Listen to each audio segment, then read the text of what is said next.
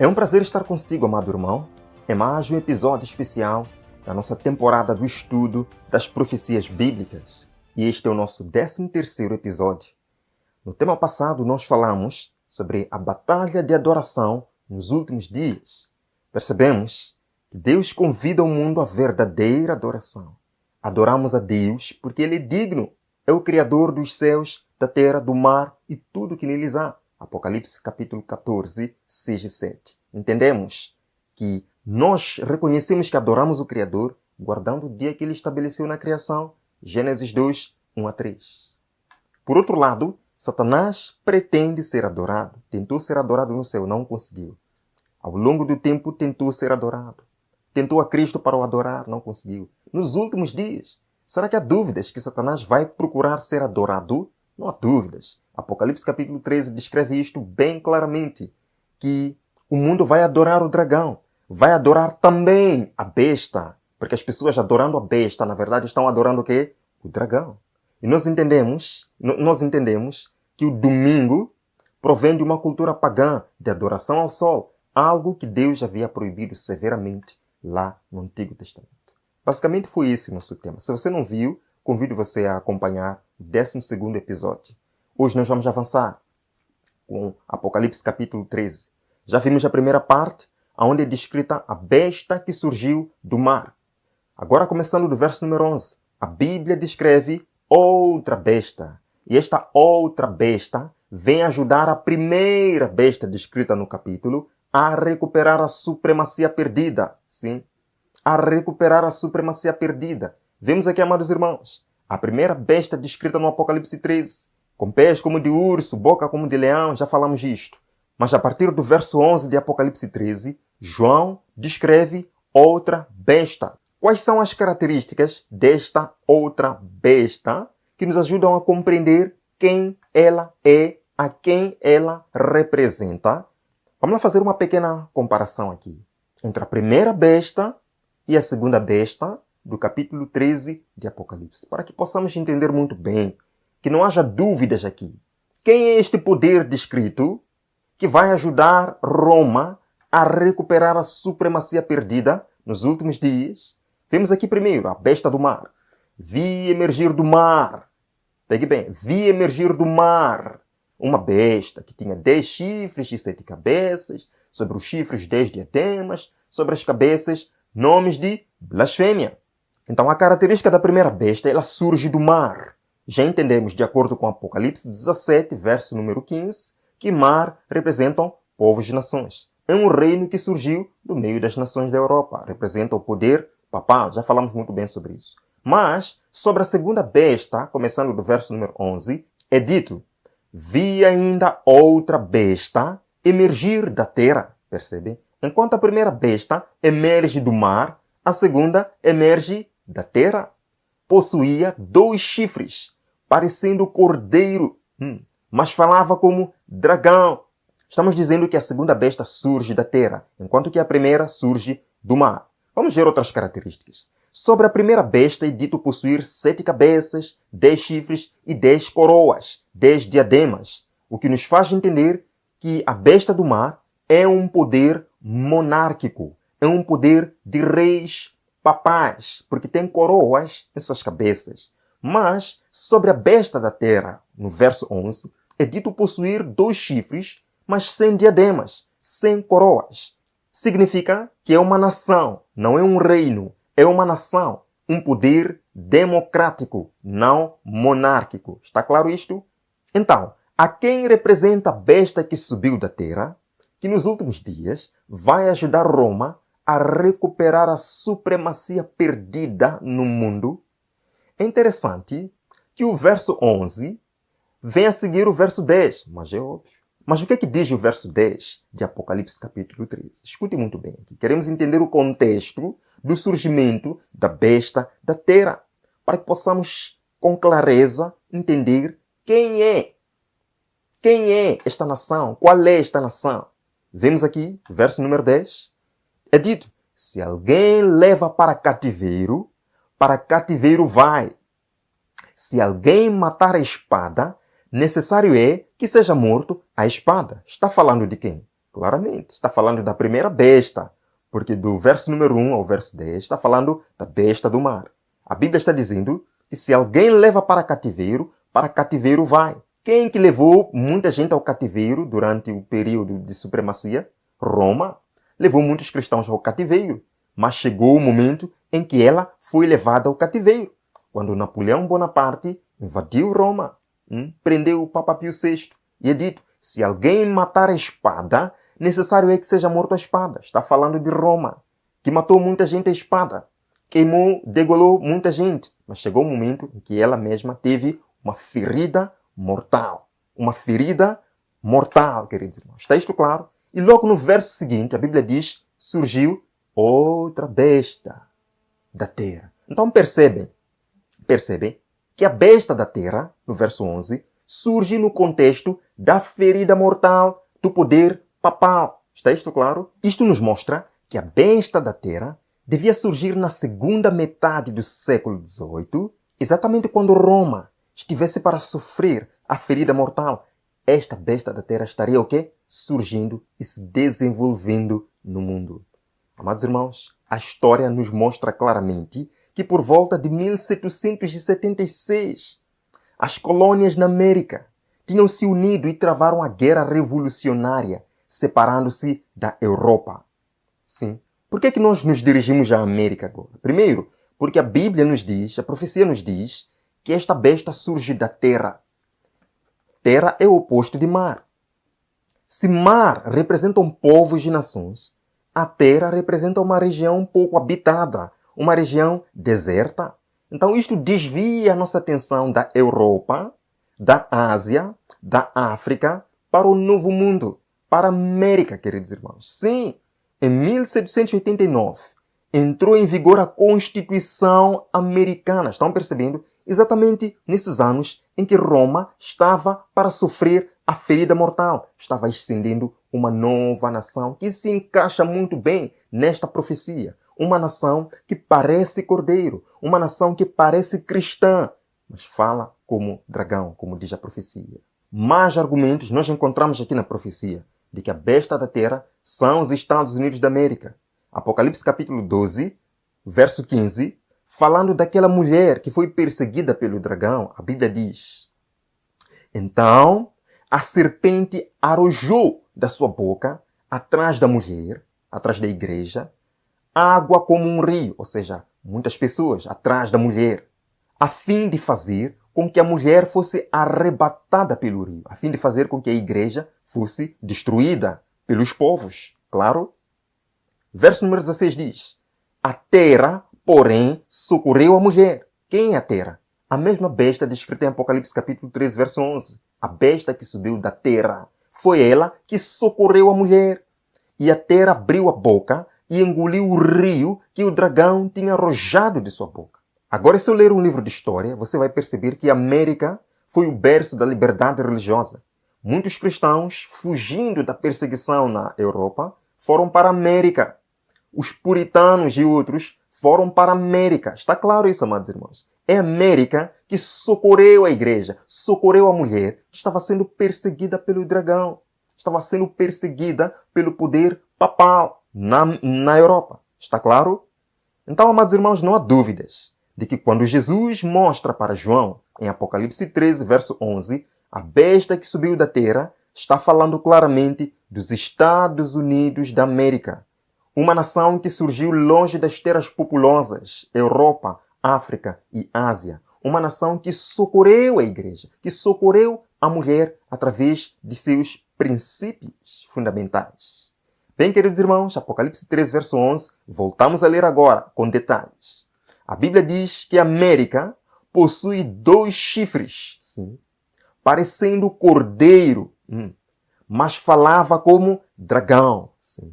Os 2 chifres representam os princípios fundamentais da República Americana: a liberdade civil e a liberdade religiosa. Vemos aqui, queridos irmãos, que em 1852, por exemplo, quando o Papa Pio IX enviou um bloco de granito para ser colocado num monumento a Washington, o povo americano, sabendo disso, protestou. Sim, protestou, marchou, pegaram aquele bloco de granito enviado pelo Papa, foram lançar nas águas do rio Potomac, dizendo em outras palavras, não queremos o Papa na América. Não queremos Roma na América. Queridos, esta nação parece cordeiro. Sim, socorreu a mulher, socorreu a igreja que estava sendo perseguida no Velho Mundo.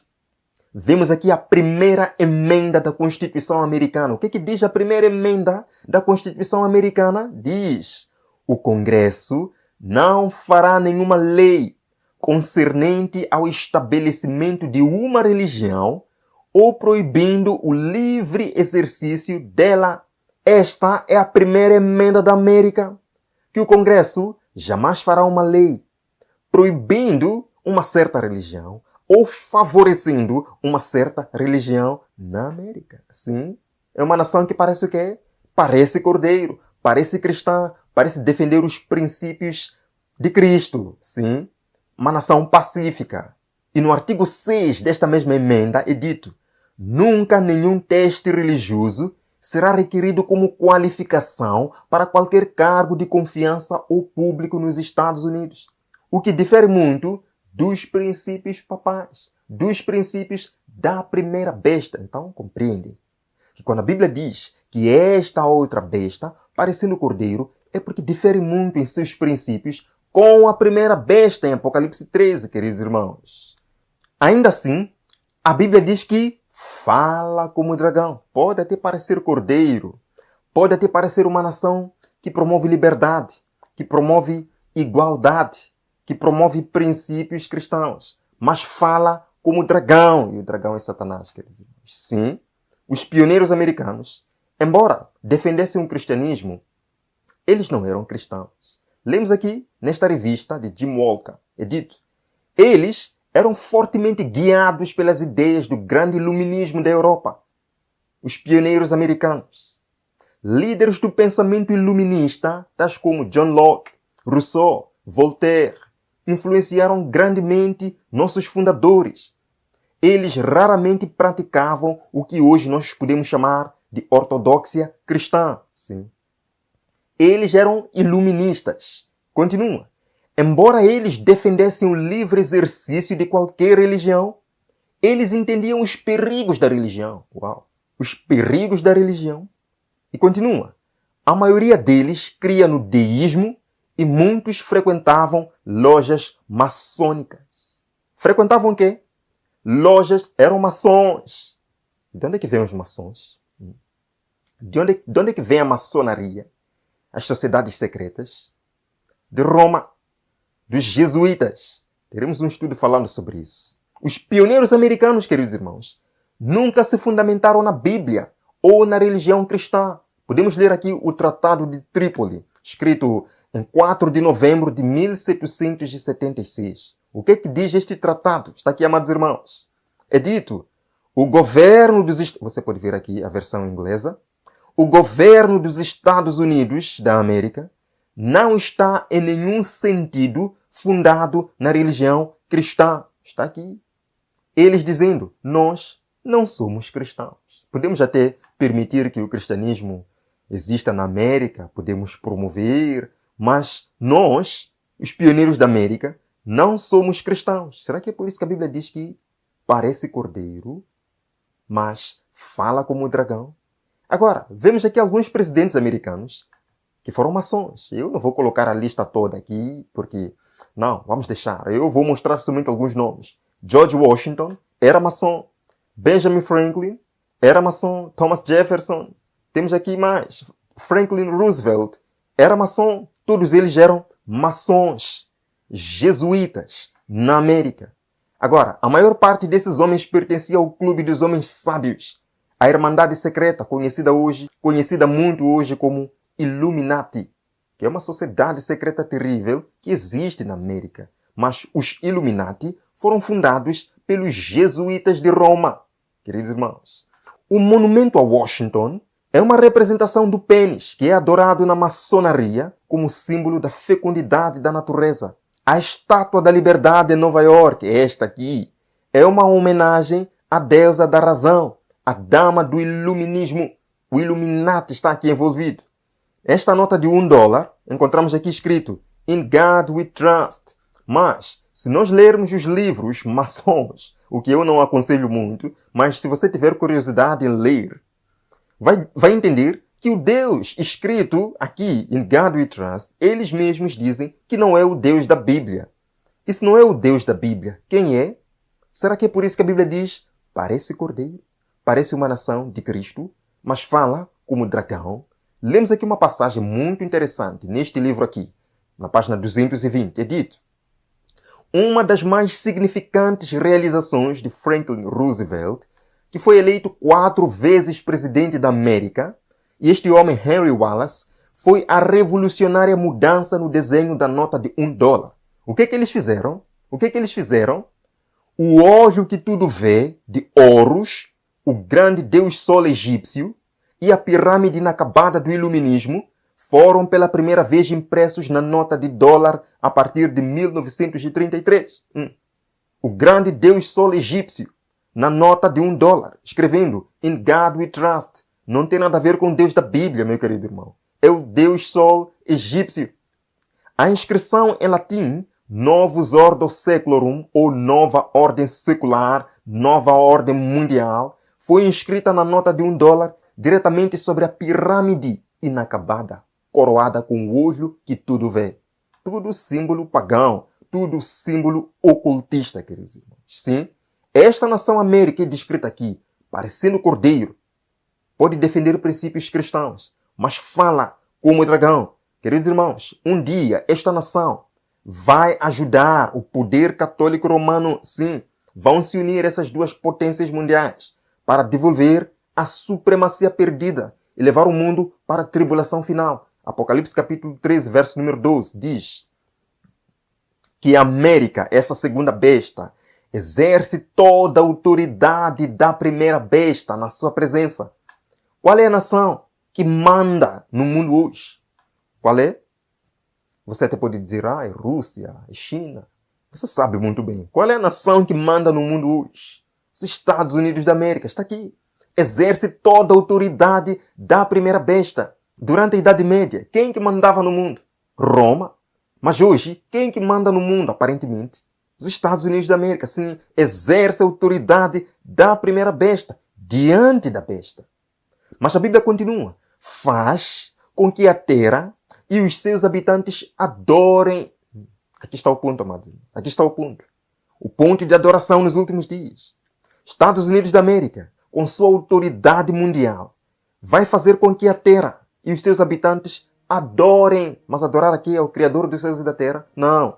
Adorem a primeira besta, queridos irmãos. A primeira besta do capítulo 13 de Apocalipse, cuja ferida mortal fora curada. Então estão vendo que esta adoração que os Estados Unidos vai ajudar o poder papal a obter é exatamente depois da cura da ferida mortal em 1929. Estamos vivendo nesse tempo, queridos. A América surge na profecia bíblica com um único propósito no mundo, sim, fazer com que a terra adore a primeira besta. Vocês viram o que aconteceu em 2015? Quando o Papa Francisco foi à América. Pela primeira vez, um Papa entrou no Congresso americano. Quantas vezes ele foi aplaudido ali? Quantas lágrimas as pessoas derramaram pelo seu discurso? Isso é profético, amados irmãos. Isso não é coincidência. Isso é profético. Quantas pessoas aplaudiram o Papa Francisco? Quantos presidentes estiveram ali colocando ele numa posição? Queridos irmãos, nós estamos vivendo no terreno profético. A América, a superpotência mundial, surge na profecia para levar o mundo a adorar a besta. E nós vamos entender nos próximos capítulos como é que eles estão se preparando para isso. O que ainda vai acontecer, levando o mundo à tribulação final. Mas isto, de forma alguma, serve para nos assustar, porque mostra que Deus tem total controle sobre a história humana. Tudo aconteceu como Ele previu. E a maior promessa é de que Ele estará conosco todos os dias, até a consumação dos séculos. Sim, há diante do povo de Deus um tempo terrível. Mas Deus estará com seu povo nesse tempo terrível e o inimigo jamais prevalecerá. contra o povo de Deus. Convido você a permanecer firme ao lado da verdade, permanecer firme ao lado do Senhor. Isso lhe dará vitória todos os dias e também no final. Convido você a uma oração especial neste momento. Pai, hoje entendemos quem é a segunda besta do Apocalipse 13, que fará um trabalho terrível no final, de fazer com que a terra adore Roma, adore o poder papal. Nós, Senhor, queremos escapar desta falsa adoração. Queremos estar ao lado da verdade. Ajuda-nos, Senhor, a tomarmos essa decisão hoje, amanhã e sempre. E que possamos chamar outras pessoas para que ouçam esta voz. Ouçam, Senhor, este convite à verdadeira adoração. Cuida de nós, Pai, nesses momentos finais. Entregamos tudo em Tuas mãos. Oramos em nome de Jesus. Amém. Amém. Vejo no próximo episódio. Não perca, que será maravilhoso. Até lá.